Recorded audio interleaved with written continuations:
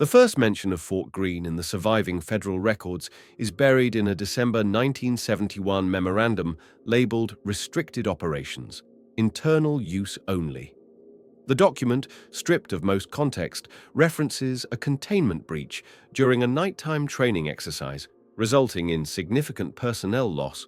No names are listed, no units identified. Only a single number stands out: 127. The page ends with a note stamped in red ink, reading simply, "All witness debriefings classified. All civilian contact suppressed." The next day, Fort Greene, an isolated Army logistics hub in the northern reaches of Washington state, adjacent to what is now a remote section of Olympic National Park, was officially shuttered due to environmental instability and erased from base registries within months. Local newspapers briefly covered what they believed was a minor accident. The Port Townsend Herald ran a small headline: "Training Mishap at Greene. Details Forthcoming." The article quoted unnamed officials who described the situation as contained and non-lethal, promising a full report. The report never came. Within a week, the Herald retracted the story entirely, claiming it had been based on incorrect wire data. Residents in nearby towns, however, remembered the sudden influx of military trucks on back roads and the low-flying helicopters circling the forests at night. One family living along the Hoh River claimed their windows rattled for hours that week from what they described as distant, constant thunder, though the skies remained clear. Rumors began almost immediately. Some said an experimental weapons test had gone wrong, vaporizing entire squads without leaving remains. Others whispered of a chemical leak, something so potent it erased not just the bodies, but the ground itself, leaving faint depressions in the soil where entire platoons had stood. There were no funerals, no official casualty lists, only a single anonymous quote, allegedly from a surviving soldier, passed through underground newsletters. "We didn't lose them. They just stopped being here." That line, repeated over and over, became the foundation of a growing legend, that something at Fort Greene had not killed those 127, but had simply removed them. The first fragments of truth emerged months later in the form of 2 leaked audio reels. The tapes, allegedly intercepted from a short-lived National Guard monitoring station, contain overlapping voices captured during the night of the incident. The first begins with the expected chaos of a training drill, boots on gravel, curt commands, before a sudden, deafening silence cuts the chatter. The only remaining sound is a low, pulsing hum, rising in volume until faint, distorted whispers begin to layer over it. The voices are indecipherable, not quite human, their cadence steady and mechanical. The reel ends abruptly with the sound of distant metallic impacts, like doors slamming far below ground. The second tape is worse. It captures only one clear voice, a soldier whispering frantically into a radio. "We can't see them. They're still talking, but we can't see them. Their voices are under the floor." Static consumes the last words, followed by a brief, chilling fragment of what sounds like a female voice repeating, "Silent night, silent night," in a slow, almost melodic tone. The reels were dismissed by officials as fabrications, but the audio technicians who examined them insisted the recordings bore markers of authenticity, including ambient details consistent with Fort Greene's known terrain. One technician later disappeared after reporting that he heard the same hum from the tapes playing faintly in his home weeks after analysis. The forest surrounding the old fort became a focal point for strange events over the following year. Hikers reported finding patches of ground arranged in perfect concentric circles, devoid of vegetation, their centers marked by faint impressions resembling boot prints. Others described hearing overlapping whispers at dusk, as though multiple radios were broadcasting from different points among the trees. Some swore they could feel a subtle vibration in the soil when standing still, a steady rhythm like distant machinery beneath the earth. A local trapper, who had lived near the park for decades, claimed he followed a trail of these circles deep into the woods one evening, only to find the air so still and heavy he could hear his own heartbeat louder than his breath. He left immediately and refused to return, telling neighbors, It felt like the ground was waiting to open up. The Army's silence only fueled speculation. Officially, Fort Greene became a non-operational conservation site, with its access roads blocked and patrolled by men in unmarked vehicles. Locals who ventured too close reported being stopped by armed personnel carrying no insignia, their uniforms a muted grey. One farmer, whose land bordered the perimeter, said he was warned that the ground was unstable due to subsurface testing. When he asked what kind of testing, the soldier repeated the phrase "silent operations" 3 times before walking away without another word. Those who dared camp near the area began to notice patterns. Watches and radios would fail between 2 Suk and 4 Shis a.m., a time frame that many claimed matched the original disappearance window. Some campers recorded strange audio phenomena: faint singing, always the same melody, silent night, off-key and mechanical, as if played on a broken music box. One group captured a 30-second clip where the singing abruptly stopped, replaced by a deep, resonant hum and a distant voice whispering, "127 complete. Maintain silence." Hours after sharing the clip with friends, their campsite was found abandoned, tents intact, belongings untouched, a circle of shallow depressions in the earth surrounding the fire pit. Today, nothing remains of Fort Greene on official maps. Even aerial surveys show only dense forest, with no sign of the original compound or the roads that once led to it. Yet those who live nearby insist the place is far from dormant. On clear, moonless nights, they claim you can see faint greenish lights flickering in the distance, moving in deliberate, silent lines across the tree line. Some say if you stand very still, you'll feel the hum rising through the ground again. Steady, rhythmic, as though something deep below is still moving, waiting and counting. And if you listen closely, past the hum and the wind, you might just hear it. A faint, distorted voice, singing a lullaby, one verse at a time, in a place where 127 people vanished and were never seen again. The first indication that anyone survived the night at Fort Greene came not from official reports, but from a classified medical assessment leaked years later. The report, dated January 5, 1972, describes a single patient, male, listed only as Asset R41. He was found wandering nearly 20 miles from the base perimeter, barefoot, his uniform shredded, his pupils unresponsive to light.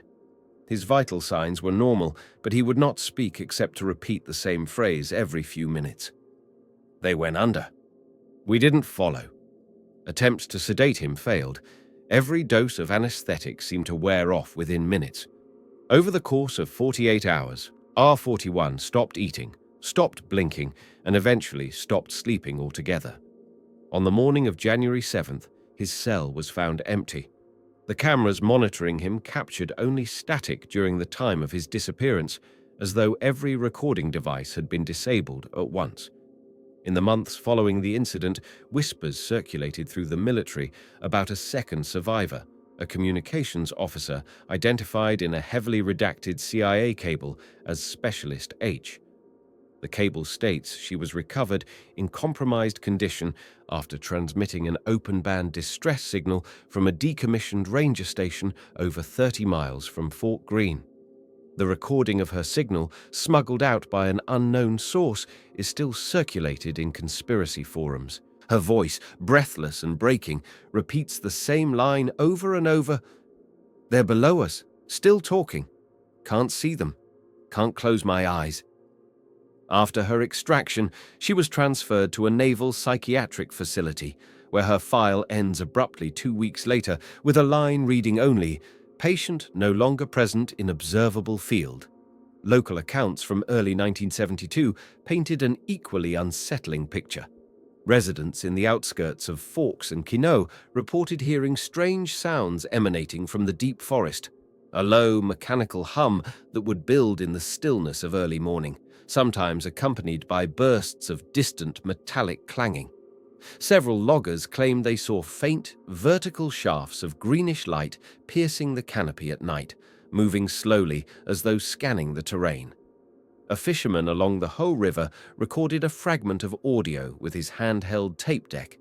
a distorted chorus of whispers layered so densely they blurred into a single droning tone. At the 30-second mark, a woman's voice cuts through, flat and almost melodic, singing a single line from Silent Night before the tape cuts off entirely.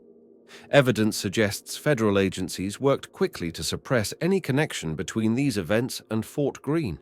A declassified internal memo from the Office of Emergency Preparedness warns field personnel to redirect civilian inquiries to seismic activity or ranger operations and to neutralize all unreleased media containing anomalous audio. In the same archive, a set of field photographs shows peculiar geometric depressions in the forest floor near the fort, dozens of shallow, perfectly circular impressions aligned in spirals that led toward a central barren patch of ground. One photo bears a handwritten note in the margin, 127, all accounted for. No surface remains. Newspaper editors in Port Angeles and Aberdeen recalled unmarked officials visiting their offices during this period, confiscating not only photographs but also handwritten witness statements. One editor, speaking years later under anonymity, said the officials threatened to shutter the paper if they continued printing unverified legends. His memory of that night remains fractured. He claims to recall a vibration running through the floorboards of his office as they spoke, so strong that the typewriters rattled, and yet there was no quake reported in the area. It felt, he said, like the ground itself was alive. By mid-1972, the land where Fort Greene once stood had been sealed behind reinforced fencing, patrolled day and night by silent convoys of unmarked trucks. The government began referring to the entire zone in internal communications as Containment Sector G17, with standing orders for all patrols to avoid below-grade anomalies. No one outside classified circles knew what that meant, but a later leaked audio transmission between two unidentified operatives gives a possible clue. Amid bursts of static, one voice mutters, "The voices don't stop when you seal the ground. They're still beneath us. They don't care if we listen." Those living closest to the exclusion zone began to experience something far stranger than fear. A pull, a subtle compulsion to walk the closed logging roads at night despite the heavy patrols. One Quinault resident described waking in the middle of the forest with no memory of leaving his home, barefoot, with his watch stopped at 2:47 a.m. He found himself standing on one of those barren circles in the soil, a low hum rising through his legs, vibrating in his chest. As he stumbled back toward the road, he swore he could hear a faint, discordant version of Silent Night playing behind him, each note stretching too long, warped like a broken record. Whatever happened on that December night at Fort Greene, the survivors, if they could even be called that, were never seen again. Those who lived near the zone could only agree on one thing. The 127 were not buried, burned, or erased by accident. Something beneath the earth had taken them, and whatever it was, it hadn't stopped moving. On quiet nights, with the wind dead and the stars low, the ground still hums with the same rhythm, as though counting, not up, but down, waiting for another night when the forest will fall silent again. By late 1972, the area around Fort Greene had shifted from a closed military site into something far stranger, a place locals began referring to as the Hollow Ground. Hikers who strayed too close to the sealed perimeter reported that their own footsteps sounded delayed, as though echoing from beneath rather than above the soil. Some swore they could hear voices when standing still, not clearly, but like a distant crowd murmuring under the earth, words too blurred to decipher. A logger from Quinault, who had worked the forest for over 20 years, described it best. It was like standing on a drum. You could feel the voices more than hear them, all of them saying the same thing, like they were still down there, walking in circles. Newspaper records from the fall mention a series of localized seismic anomalies near the former base. The official reports claimed minor quakes caused by unstable subsoil, but local geologists who privately reviewed the data noted something unnerving. The tremors were perfectly periodic, each occurring at exactly 47-minute intervals over a span of several nights, a pattern inconsistent with any known natural activity. One geologist, Dr. Ellen Myrick, shared her concerns with a colleague in a letter that was later recovered from her abandoned home. The letter reads, "These aren't quakes. It feels like something rhythmic, measured, like the ground itself is breathing in cycles." Dr. Myrick vanished weeks later on a research trip near the exclusion zone, her tent found undisturbed with all equipment inside and no tracks leading away. A recording that surfaced around this time deepened the unease. Captured by a radio technician working out of Hokiam, the audio consists of faint static, followed by a calm, almost melodic female voice singing the first line of Silent Night. After several seconds, the singing is overlaid by a mechanical hum that pulses steadily for nearly a full minute. Beneath the hum, a deeper, distorted male voice can be heard whispering, 127, below, still moving.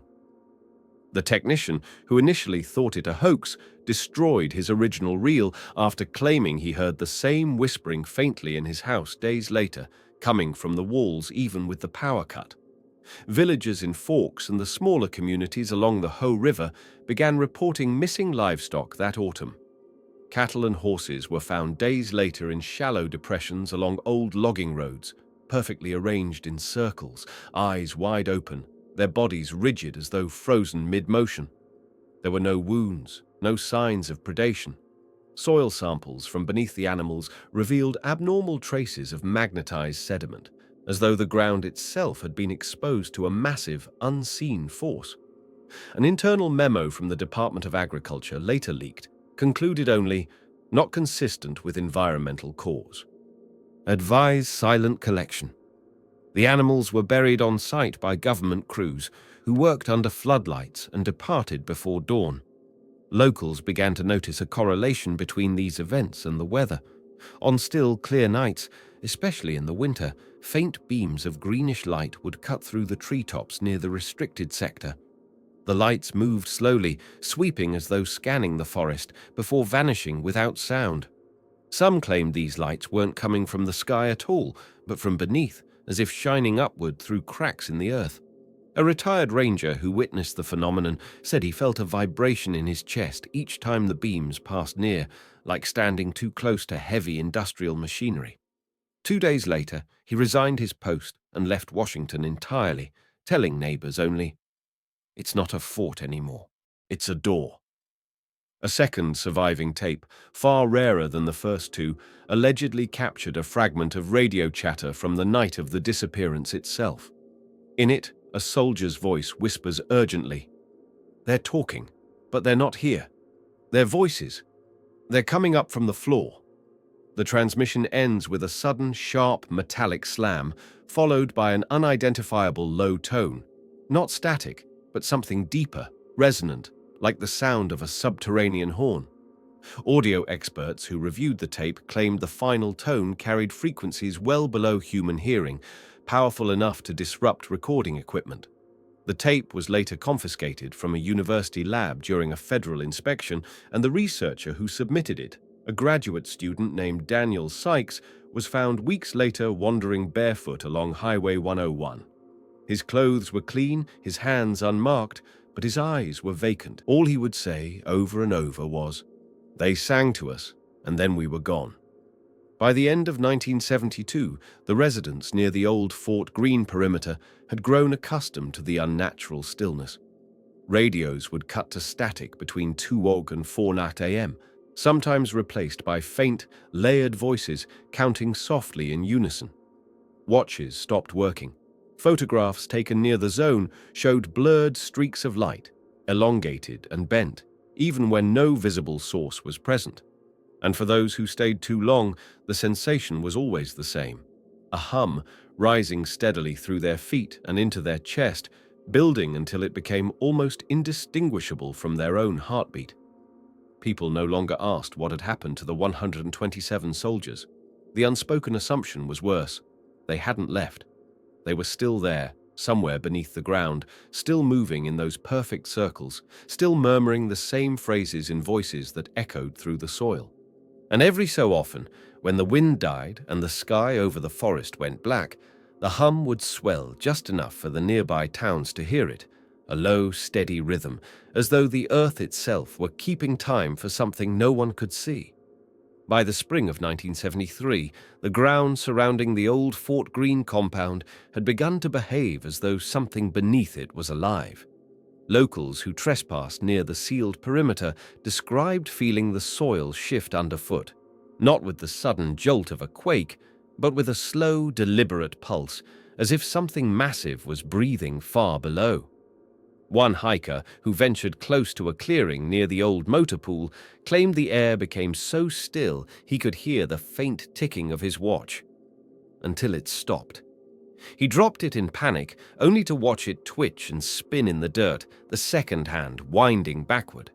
He left the watch behind and sprinted for the road, swearing that as he ran, he heard a woman singing a broken, drawn-out verse of Silent Night, drifting through the trees.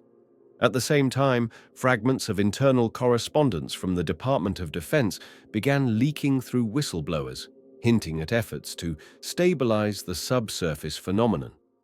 One partially redacted memo, dated April 19, 1973, mentions the installation of auditory dampening nodes around the site, large tripod-mounted machines that emitted low counterpulses meant to disrupt whatever frequency was emanating from the ground. But the memo ends with a handwritten note in the margin.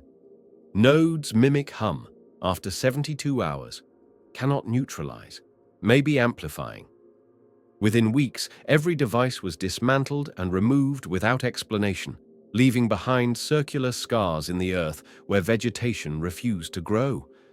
Unmarked helicopters began to patrol the skies over the exclusion zone at night, flying without lights, circling in slow, deliberate arcs before vanishing toward the coast. Residents in nearby Forks reported that whenever these aircraft passed overhead, the hum beneath their homes grew stronger, rattling dishes and making windows vibrate despite no wind. One family living near Lake Crescent claimed that during one such flyover, their radio switched on by itself, emitting faint static over which a calm female voice recited, 127, below, maintain silence. The voice was followed by a sound like distant metal scraping, then the broadcast ended abruptly. More accounts surfaced of strange gatherings within the forest. Campers who braved the area described waking to find themselves lying in shallow depressions, their tents neatly collapsed beside them, belongings arranged in concentric patterns. None could remember leaving their shelter. In each case, their watches had stopped between 2:30 and 3 a.m., and their recordings, audio or photographic, were either blank or corrupted with a soft, droning undertone, as though the hum itself had etched into the media. One group of college students recorded a cassette tape of their experience, later recovered from an abandoned van near the Hoh rainforest. The tape, mostly static, carries faint voices near the end, not panicked, but monotone, murmuring in unison. Circle complete. Await instruction. The students were never found. An investigative journalist, Thomas Greer, tried to piece together these fragments for a story in the Seattle Times. He tracked down a retired military contractor who admitted, off record, that the official death toll from Fort Greene was never recorded because they weren't dead when we lost them. Greer's article was submitted in May 1973 but never printed. Within days, his apartment was raided, his typewriter smashed, and his notes burned. Neighbors last saw him leaving Seattle at night in a government vehicle, escorted by two men in gray uniforms with no insignia. His disappearance was never officially investigated. Meanwhile, locals began noticing a pattern that tied all these disturbances together: the presence of green light. Always faint, always hovering, the glow would seep through the trees late at night, tracing lines across the ground in long, deliberate arcs as though scanning. Some witnesses claimed to see figures moving within the glow, silhouettes, rigid and human-shaped, gliding rather than walking, always in perfect unison. When one logger shined his flashlight toward them, his beam cut out instantly, plunging him into darkness. In the seconds before it returned, he heard a layered chorus of whispers, male and female voices repeating the same words: "Silent night, remain below, circle complete." He abandoned his truck and never returned to work. By the end of that year, locals began leaving offerings near the closed roads, not as tribute, but as warnings. Lanterns left burning, branches arranged in crude circles to mark places where the hum felt strongest. Drivers passing the area at night often reported their headlights dimming to a green hue, dashboards flickering, and radios bursting with static, followed by fragments of a female voice singing off-key. Those who stopped their vehicles entirely sometimes experienced sudden lapses in memory, waking hours later with no sense of how much time had passed, their cars parked neatly in new locations. The government's silence only fueled the terror.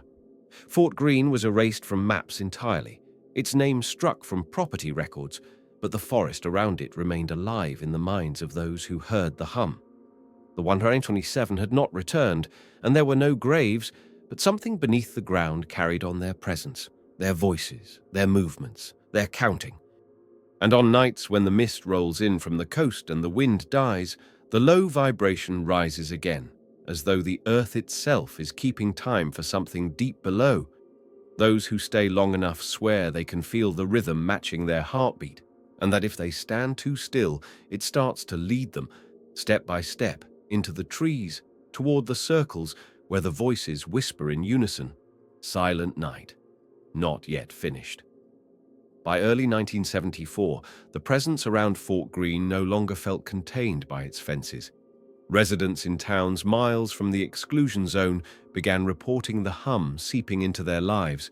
Faint at first, a subtle vibration felt in the floorboards at night, a low resonance that rattled dishes and woke dogs into frenzied barking. At first, it seemed random, but the timing became clear. The events always occurred between 2 and 4 a.m., most often at 2:47, the same hour several of the vanished soldiers' watches had stopped on the night of the disappearance. People who ignored it, choosing to stay awake during those hours, often began murmuring in their sleep in the following weeks, repeating fragments of a lullaby or muttering the number 127 without realizing it. A leaked civilian contractor report from this period suggests the government was aware the phenomenon was spreading. The document, labeled Sector G17 Containment Strategy, details how technicians were dispatched to install resonance siphons, large, grounded pylons designed to draw the hum into underground conduits for dispersal. The logs reveal the effort failed within days.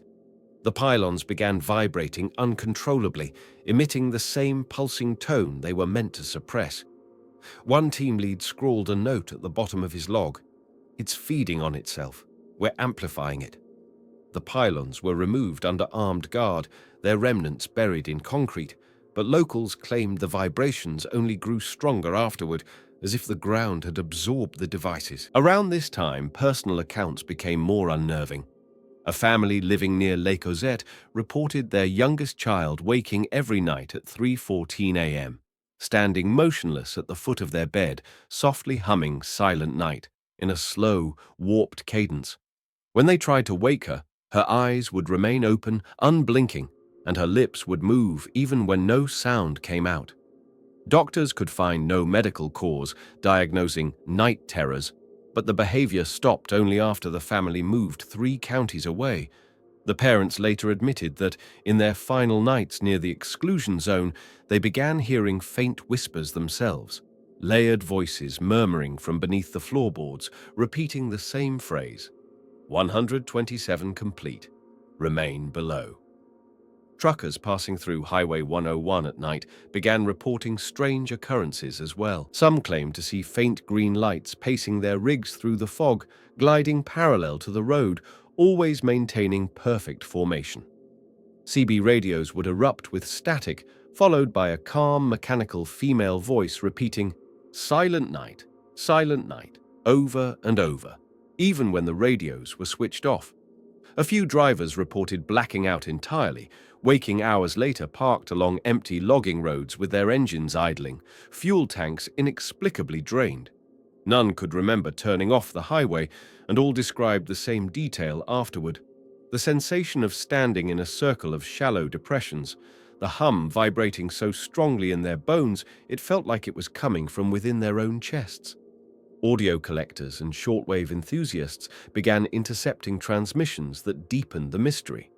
One widely circulated tape from April 1974 captures a low, droning hum, beneath which a series of overlapping whispers can be heard. At first, they seem to be counting in unison, but midway through, the voices split into two distinct layers.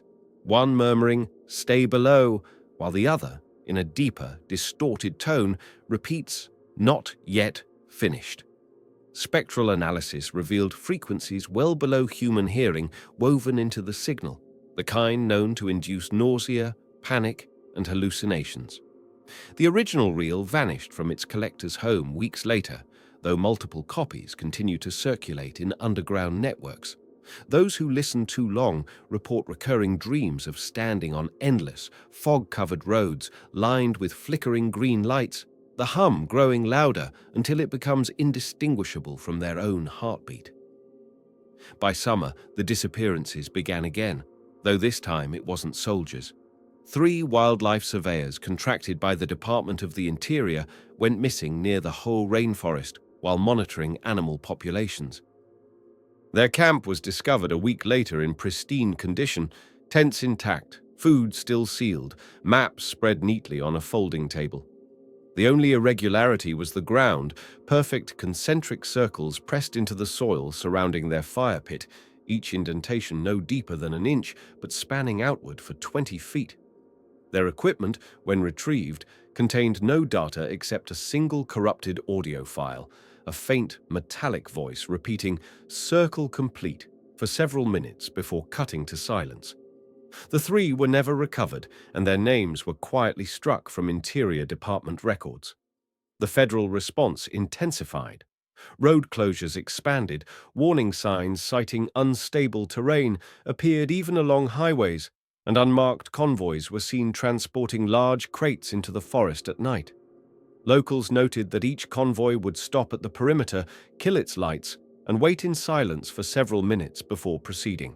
Some claimed they could hear faint singing drifting from the woods during these pauses, not the melody of Silent Night this time, but a slow, tuneless hum, low and drawn out, as though whatever was beneath the ground was waiting and listening. By the end of 1974, the land around Fort Greene no longer felt like a former military site at all, but a place with its own pulse and rules, one that was steadily expanding outward. The hum was no longer confined to the exclusion zone, and the whispers weren't limited to those who went looking for them. Those who stayed near the region long enough would eventually feel the pull, the urge to walk the roads at night, to stand barefoot in the soil, to let the rhythm beneath the earth sync with their own heartbeats. And more than one person who gave into that pull never returned, leaving behind only their belongings arranged in perfect circles, as though someone, or something, was still counting. By early 1975, the spreading disturbances around Fort Greene were no longer just a quiet terror whispered about in nearby towns. They had begun to leave tangible, unnerving marks far from the original site. In several small communities along the Olympic Peninsula, residents woke to find their streets patterned with faint, circular impressions, as though some massive, weightless mechanism had rolled silently over the pavement. The marks left no cracks or debris, just a faint indentation, perfectly symmetrical, vanishing entirely by the next evening as if the road itself had reabsorbed them. One resident in Clallam Bay described watching the patterns appear in real time. The fog came down like a wall, the ground started to thrum like a bass note, and when it cleared, there were circles in the road. And I swear I could hear someone humming from nowhere, slow, off-key, like a lullaby.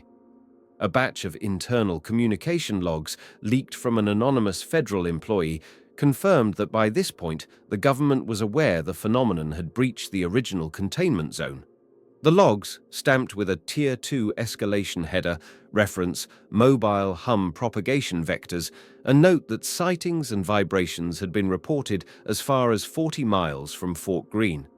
The logs warn, Secondary transmissions escalating. Avoid field teams after contact. Propagation is not geographical, it is behavioral. Handwritten in the margin of one page, in hurried pen, is a more chilling line. They're walking through us now. 127 wasn't the end, it was the beginning. Stranger incidents followed. A school bus traveling on a rural route near Port Angeles broke down one foggy morning when every piece of electrical equipment, engine, radio, even the driver's watch, failed at once. The children later told parents that, while waiting for assistance, they all heard the same thing: a soft, mechanical voice, neither male nor female, repeating the words, "Circle complete. Stay below." The voice seemed to come from the ground, vibrating through their shoes, and lasted for several minutes before vanishing as suddenly as it had begun. When mechanics inspected the bus, they found no faults, but its battery had been completely drained, as though something had drawn the power out in an instant. Around the same time, more audio evidence surfaced from shortwave enthusiasts and underground collectors. One particularly infamous recording, nicknamed The Green Choir, captured a chorus of layered whispers, dozens of voices murmuring in perfect unison. Beneath the whispers, a rhythmic hum pulses every few seconds, and every so often, the melody of Silent Night drifts faintly through, distorted as though sung by a machine. Analysts who studied the tape claimed it carried a subsonic undertone strong enough to induce dizziness and disorientation when played at full volume. The original reel was reportedly seized during a federal raid on a private home in Hoquiam, but copies continued to circulate, often disappearing from mailboxes or private collections without explanation. Disappearances continued, this time affecting those who hadn't even sought the zone. A mail carrier in Jefferson County vanished along a routine route in late spring. His truck was found parked on a dirt turnout, door ajar, letters scattered across the ground in a perfect circle around the vehicle. The ignition was still on, but the fuel tank was bone dry, despite the short distance traveled. Investigators noted shallow depressions in the soil around the site, arranged in a spiraling pattern that converged beneath the truck. The only clue was a damaged cassette player on the dashboard, still running, emitting nothing but a low, steady hum punctuated by the faint, deliberate ticking of what sounded like a metronome. Government intervention became more overt, but not more explanatory. Residents reported entire neighborhoods being approached by officials in gray uniforms, warning them to remain indoors between 2:00 and 4:00 a.m. for safety testing. Those who disobeyed sometimes claimed to see convoys of unmarked vehicles entering the forests at night, each stopping for exactly 12 minutes at the perimeter before turning off their lights and proceeding in absolute silence. Locals standing at a distance swore they could hear something else in those moments. A deep, resonant hum rising in waves, followed by faint metallic impacts beneath the earth, like massive doors closing somewhere far below. And always, in the background, the green light returned. Drivers on Highway 112 began reporting faint, hovering glows trailing their vehicles in the fog, maintaining formation before vanishing when headlights flashed directly on them. Those who stopped to investigate often experienced lapses in memory, waking hours later with their cars repositioned neatly off-road, radios dead, and watches frozen at impossible times. 3:14 or, more disturbingly, 7:92, a time that could not exist. In the weeks after, many of these witnesses began murmuring in their sleep, their voices repeating "Silent Night" in slow, mechanical cadences that unnerved their families. By the end of 1975, Fort Greene was less a place than a pulse, a presence that had bled into the surrounding land, the airwaves, and even the people who had never set foot near its fences. The 127 weren't just gone, they had become something woven into the hum, something that resonated beneath the earth and through anyone unfortunate enough to linger too close. And on nights when the air went still and the fog rolled heavy off the coast, the locals swore they could feel it again. The subtle pull of the ground, the off-key lullaby drifting through the trees, and the rhythmic vibration that wasn't quite a sound, but a countdown, as if whatever claimed the 127 was still waiting, patient and deliberate, for another silent night. By 1976, whatever had begun beneath Fort Greene no longer felt tethered to the site at all. The hum, once localized to the woods and logging roads, began surfacing in unlikely places. A supermarket freezer aisle in Port Townsend, where customers claimed the fluorescent lights flickered and a low vibration seemed to hum through the floor. A ferry crossing to Whidbey Island, where passengers felt their teeth chatter in unison for no discernible reason.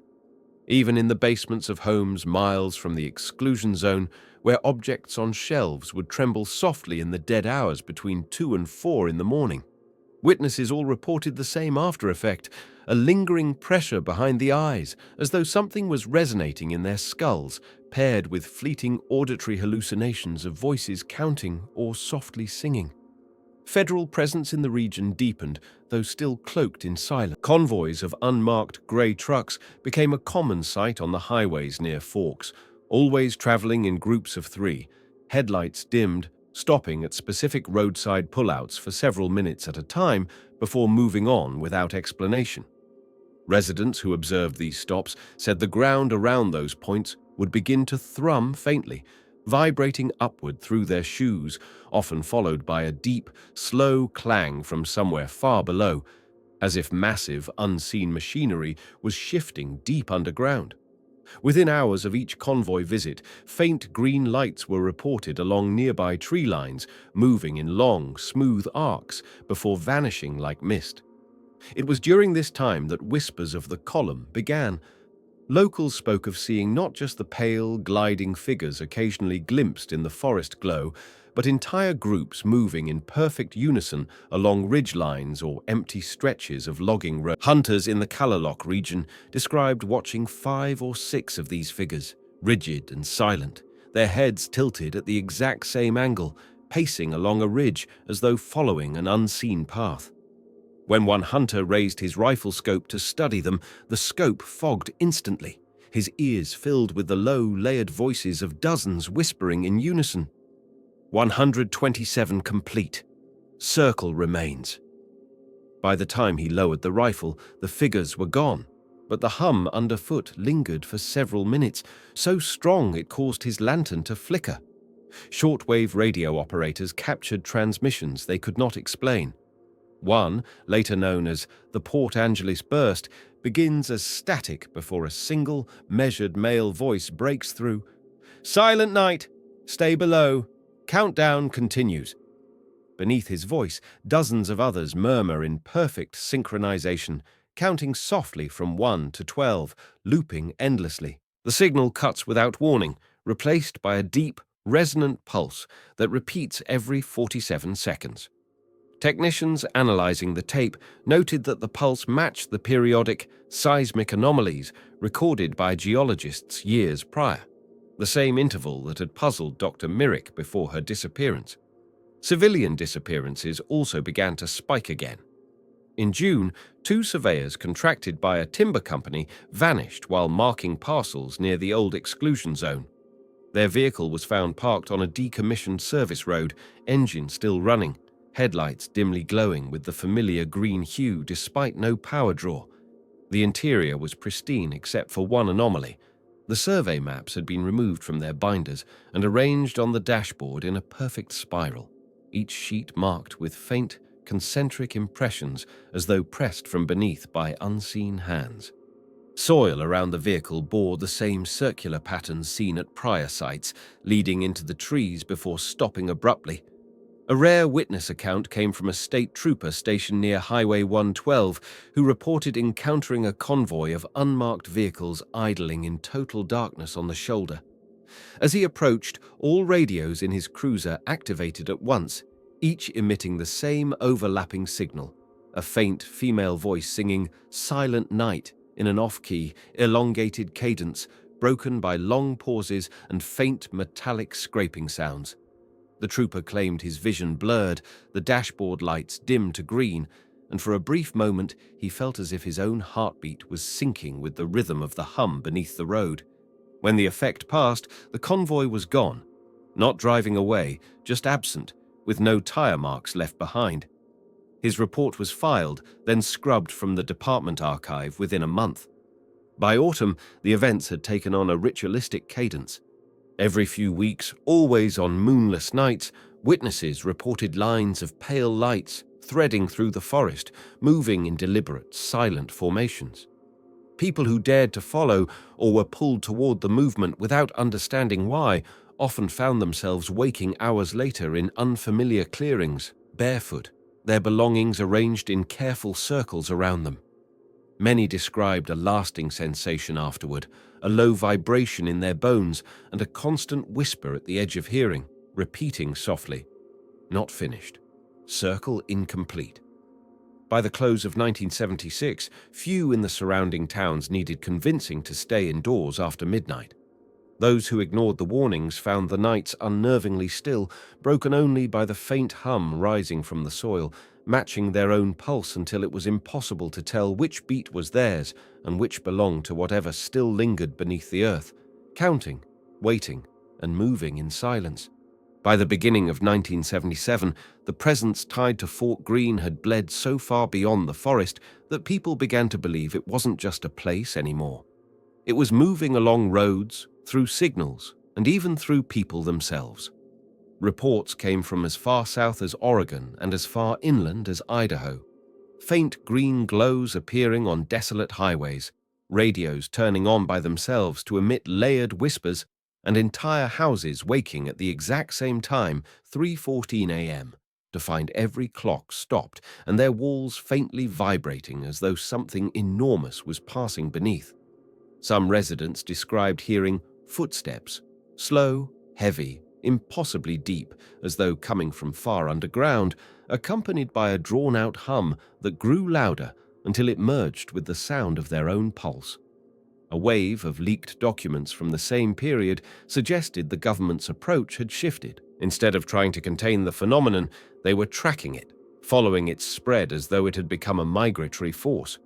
One internal report from a defense signals branch, marked Eyes Only, Tier 3, refers to pattern green entities as mobile broadcast vectors. The memo warns that these entities do not require line-of-sight presence to induce contamination, and stresses that physical forms observed, column manifestations, are likely projections, not sources. A handwritten addition at the bottom reads, "It isn't what we see, it's what's carrying the hum. They're just how it moves." The column manifestations themselves became more numerous and more elaborate. Travelers along rural roads near Hoquiam and Shelton reported seeing entire formations, a dozen or more pale humanoid figures gliding along the tree line, perfectly in step, heads tilted as though listening for something above them. They would vanish if approached directly, leaving only a subtle vibration in the ground where they had been. In several cases, vehicles stalled completely as these formations appeared, headlights dimming to a green hue and radios erupting with static before broadcasting distorted snippets of Silent Night sung in broken mechanical tones. Drivers who lingered too long often experienced blackouts, waking hours later parked neatly on shoulders or dirt roads, belongings rearranged in geometric patterns on their dashboards or in the dirt beside their cars. The phenomenon began infecting broadcast networks as well. Several late-night AM radio shows reported mysterious interruptions, their signals hijacked by low, rhythmic pulses followed by faint choruses of voices counting softly from 1 to 12 before looping back. One Seattle-based station, KHTW, experienced a full takeover one early morning in March. For nearly 6 minutes, every frequency carried the same sound, a droning hum layered with whispers repeating the words, "Circle remains, await completion." The FCC officially dismissed it as a case of crossed frequencies, but the technicians on duty swore the interference didn't match any known signal type. Two of them later left their posts abruptly, claiming they began waking at 3:14 a.m. nightly with the hum resonating in their skulls. Disappearances followed wherever these signals surfaced. A family traveling along a desolate stretch of Highway 101 vanished after pulling over to investigate strange lights moving across a hillside. Their camper was discovered 2 days later, parked perfectly level on a dirt turnout with all doors locked. Inside, every clock was stopped at 3:14, the family's possessions neatly stacked in concentric rings around the dining table. A cassette recorder, still running when authorities entered, captured a single, chilling sequence. A calm female voice singing Silent Night in an off-key mechanical cadence, over which a deep, distorted male voice murmured, 127 complete, more to follow. In May, a group of amateur investigators calling themselves the Crescent Watch attempted to document the phenomenon. They set up monitoring equipment along the perimeter of the old Fort Greene exclusion zone, recording vibrations, infrasound, and EM spikes. Their final recordings, later recovered by a local hiker, reveal a pattern of seismic pulses rising steadily over the course of a night, each pulse spaced exactly 47 minutes apart. Near dawn, the equipment captured something else, a low, echoing tone that did not resemble machinery or any natural event, followed by a faint whisper in multiple voices, layered and synchronous, stating, "Circle incomplete. Prepare transit." None of the Crescent Watch's members were ever found, and their abandoned van, discovered weeks later, was arranged in a perfect circle with their tripods and sensors, as though deliberately positioned by unseen hands. By late 1977, locals had stopped treating the hum as something tied to Fort Greene at all. They spoke of it as a traveling thing, an invisible column that passed through land and airwaves alike, leaving behind those pale, gliding projections and the echoes of the vanished 127. Entire communities began adopting self-imposed curfews, locking windows and unplugging all radios and TVs during the silent hours. Those who ignored the warnings often claimed to hear not just the hum, but voices whispering in their homes, layered and mechanical, counting, singing, or murmuring, "Stay below, stay awake, the circle isn't finished yet." And on the nights when the mist from the Pacific rolled deep into the forests and highways, residents swore the hum changed. It didn't just rise through the ground, it moved through them, syncing with their heartbeats, pulling them toward windows or roads, where faint green lights slid silently across the horizon like beacons for something still traveling, still building, still counting down to another silent night. By early 1978, the presence that began beneath Fort Greene had fully transformed into something untethered, a phenomenon that traveled through soil, signal, and thought. The green lights, once confined to the dense forests near the old compound, began appearing along coastlines and highways hundreds of miles away. Drivers along the Oregon coast described faint, hovering glows pacing their cars for miles, moving in formation just beyond the reach of headlights. CB radios would switch on by themselves, broadcasting not voices, but a slow mechanical ticking, followed by layered whispers reciting, 127 complete, circle remains. Stay below.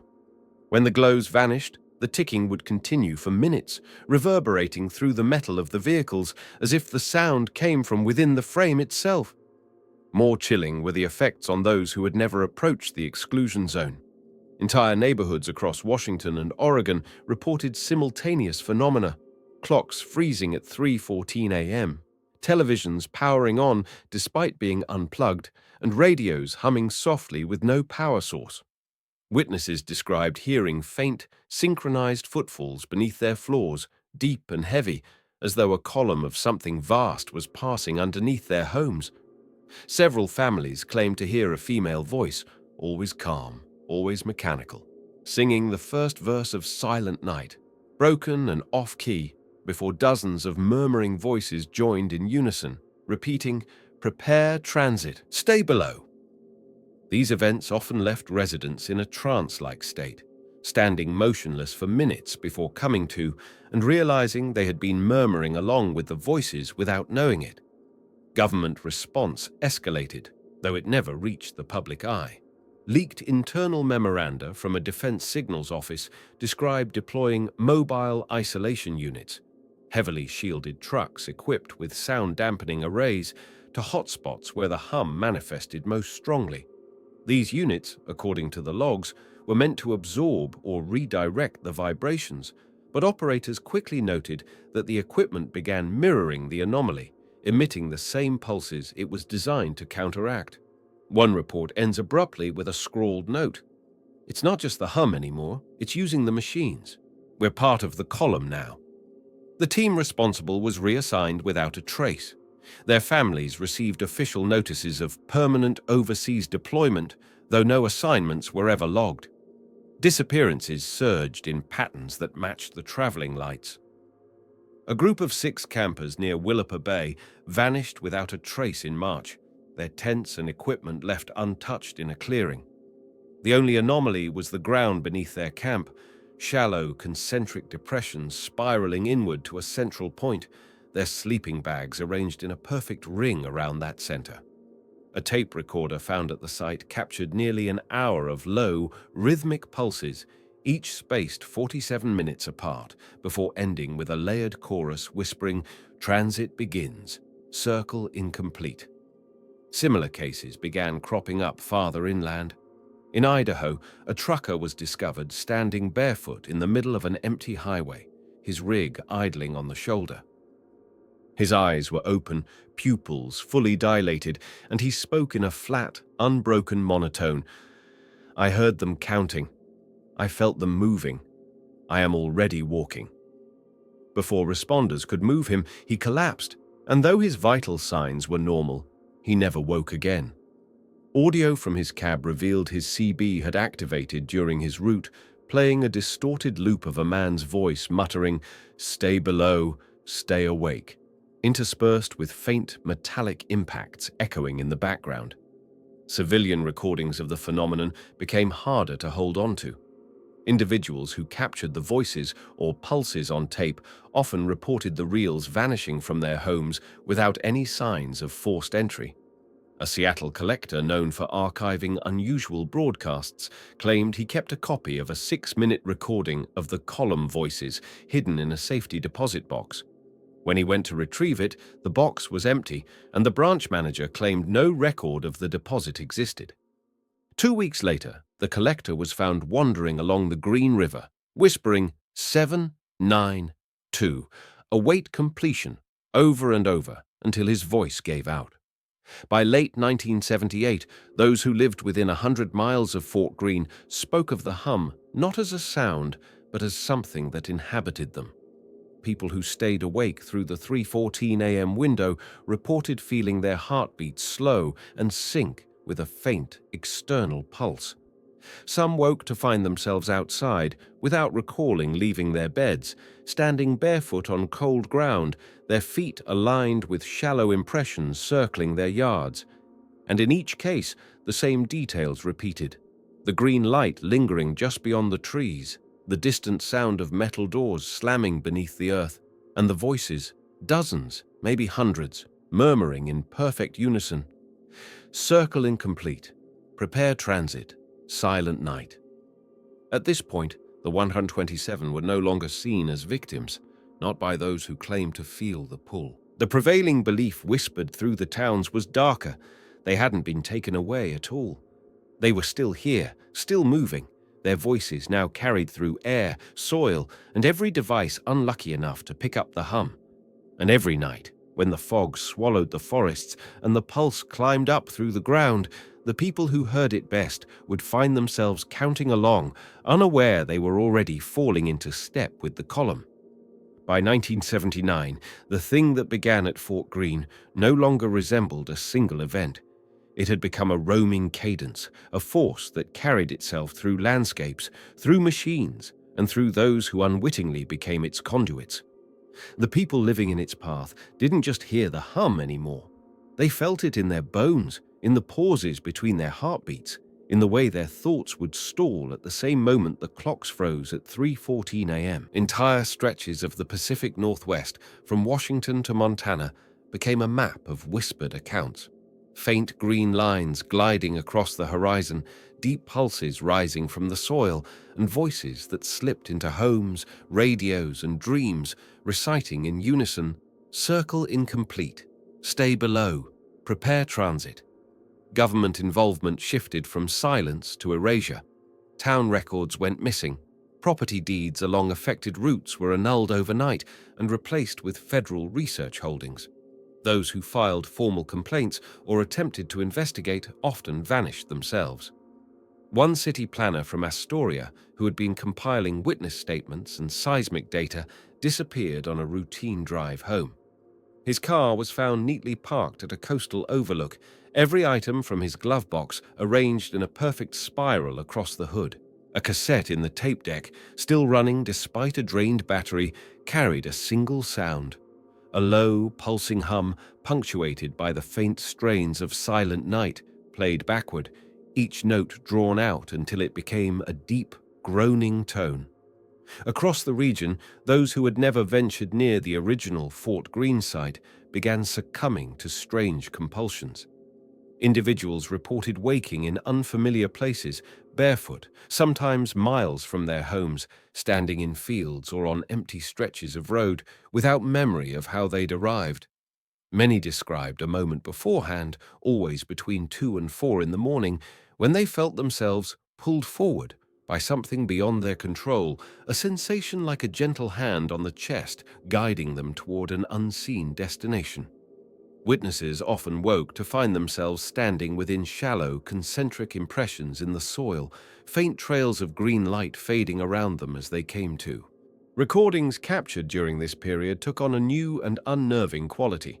No longer just hums or whispers, the audio began to mimic the cadence of machinery. One widely circulated tape, known among collectors as the door signal, begins with static, followed by the sound of heavy metallic impacts echoing as though from vast distances underground. Over it, a deep, layered chorus of voices repeats, "Transit begins, circle incomplete." At the 2-minute mark, the audio abruptly shifts to silence, broken by a single resonant tone that persists for over 30 seconds, a frequency so low it caused playback equipment to vibrate audibly. Listeners reported dizziness, nosebleeds, and, in several cases, an unshakable urge to step outside during the early morning hours, despite freezing conditions.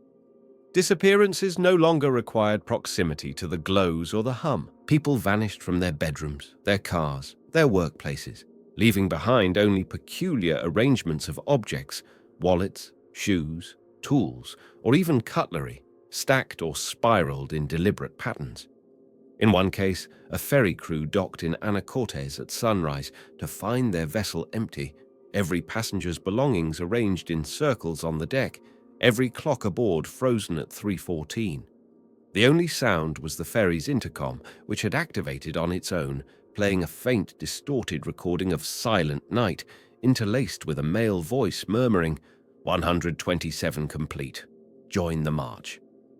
None of the passengers were ever recovered. The pale figures, the so-called column, began manifesting in more populated areas. A jogger in Tacoma claimed she saw a line of 12 gliding shapes moving silently down a foggy street at dawn, their heads tilted at identical angles, their feet never touching the ground. When she tried to scream, her voice caught in her throat, replaced by a hum that vibrated in her chest until she collapsed. Neighbors found her standing motionless minutes later, her eyes open but unfocused, murmuring softly in time with the fading hum. Silent Night. Stay below. Not finished yet. She was hospitalized but disappeared from her room 2 nights later.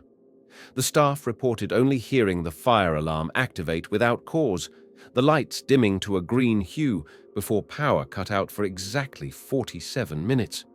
By the close of 1979, the line between those taken and those left behind had blurred. Many who remained swore they could feel themselves being drawn into something they couldn't name, their sleep interrupted by voices, their bodies moving without command, their thoughts interrupted by soft mechanical counting they could not block out. Some wrote the numbers down compulsively, strings of 7s, 9s, and 2s filling entire notebooks before the pages vanished from their homes. Others began humming fragments of Silent Night unconsciously, their cadence slow and mechanical, until family members claimed they were no longer blinking as they should. And then, as winter closed in and the nights grew longer, the phenomenon reached its most unsettling form. On fog-choked nights, entire neighborhoods would fall silent. Power gone, radios dead, Clocks stopped as a deep, rhythmic pulse rolled through the ground. Residents who dared look outside claimed to see not just the column of figures gliding down the streets, but faint green beams rising from the earth itself, aligning in perfect geometric grids before vanishing in unison. The hum would swell, syncing with the heartbeats of anyone still awake, and those who felt it strongest often disappeared without a trace, their homes left untouched, save for a single phrase scrawled somewhere in the dust or frost. Circle complete. Prepare transit. Silent night. To this day, no official record admits what happened at Fort Greene in 1971 or in the years that followed. There are no graves, no casualty lists, and no declassified files explaining the fate of the 127. But along the highways and forests of the Pacific Northwest, people still whisper about the glow, the hum, and the counting voices that surface on foggy nights. They say if your clock stops at 3:14 and the floor begins to vibrate, you don't stand still, you don't hum along, and whatever you do, you don't listen for the lullaby. Because once you hear it, once the pulse matches your own, you're no longer waiting for the column. You're already in it, marching beneath the earth toward another silent night.